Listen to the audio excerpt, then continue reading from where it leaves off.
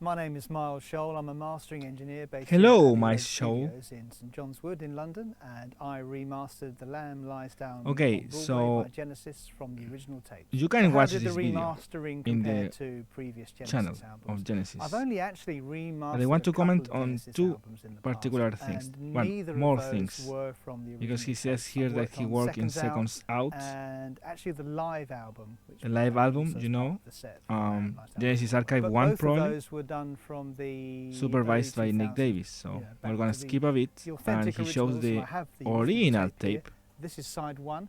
Very In cool. fact, it's such an early recording that the titles And on let's the analyze here this. aren't the original. Aren't the Look at this. Broadway, Pharaohs, Act Number, Claustrophobia, Flute 3-4, and Broadway Reprise March. So what we have here, also we can see the dates, October 4th, October 5th, 2nd October, you know, very cool. Well, we have Broadway, of course, the first track, Pharaohs or Pharaohs, Flying a Windshield, but look at the length of this song. It also includes Broadway Melody of 1974. And I always felt that it was weird that the band separated that thing, you know? So I always considered it to be one, and here they are one. This next song is Acoustic Number, that being Cuckoo Cocoon, which I had no idea it was just called Acoustic Number. Then we have Claustrophobia Mix 3. Also, Cuckoo Cocoon says lower level 4 decibels. After Claustrophobia comes Flute 3-4, and that will be the final part of In the Cage, and that's pretty interesting. That's now, for me, I already considered it to be like a very interesting part. Well, like to be a very interesting part out of the song, like it could be its own little tune. And now I see it here like its own little tune, a 50-second thing. And then it comes Broadway Reprise March, that being the Grand Parade of Lifeless Packaging. So that's pretty interesting. Lift approximately 4 decibels in Flute 3-4. Interesting. But over down there it says titles over. So he says that he doesn't understand there, and he flips the thing, and you can see the final titles. The thing is that if I increase the resolution, I get the same resolution, so it doesn't matter really. Stuck on the other side of the tape with the names, because none of that made sense to me. He says that none of that made sense to him, and I already recorded this, and I commented that it says made in Germany. I don't know why I commented that. I think that I was surprised that it didn't say West Germany. It doesn't matter really. Accurately as they are. And he compliments the tapes. They don't exhibit the signs of having been played and played and played and played. That the tapes so really had been abandoned probably and not played at all. I think my technical so okay. it's all here full of gear.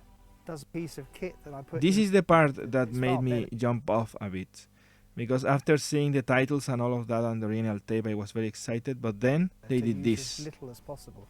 Every piece, and they showed the mixing with this wobbly old camera, right? It reminds me a lot of the camera that I use here, that I used for a small talk, and the shot also reminds me a bit of that, where I showed like little things and whatnot. Very often, less is more. I really felt like oh, look at the mouse. A bit of tube compression here and there. Like really, I would have edited the video this way probably, the same way, even including the old camera look, this old camera look.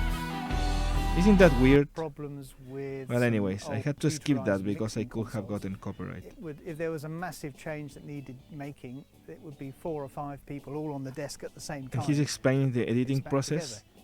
50-year-old tape can dry out and fall apart. So when you rewind the tape, suddenly it splits and you get tape everywhere. You have to spool it back onto the reel, remake the joint. So Had a bit of that to deal with. When I Not did too this much, but talk, certainly, I 3 or 4 I edits struggled apart saying from tape to be remade. and sticky It's tape, actually and he also quite says that remarkable in the how video well they for a will moment, but record then he says given how joints, adventurous this because product is. It must have been a the hell of a tape can job. get So the broken recording engineers in the back in sticking 19 point, but also the sticky tape can get broken, as he explains, and that he had to edit it and fix it 4 were times. John Burns and Dave Hutchins, And I'm I take grateful my hat for off that. to I'm them. They did an grateful that he amazing did the job. Cannot have been.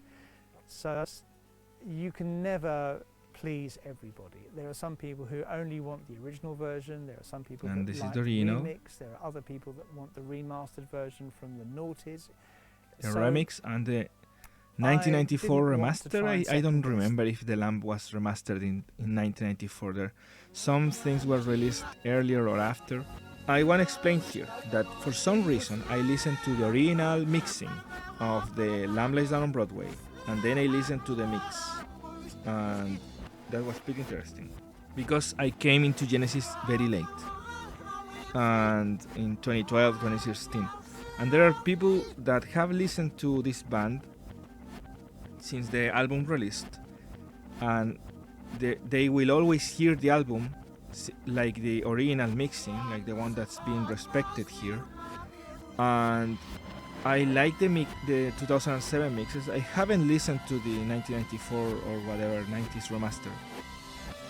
But the thing is that I'm in between. I would like to listen to the original and the remix together, like something made with both ideas.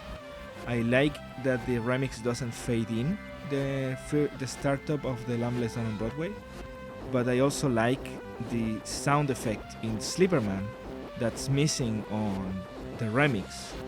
I also like how the keyboard and guitar sound in the remix.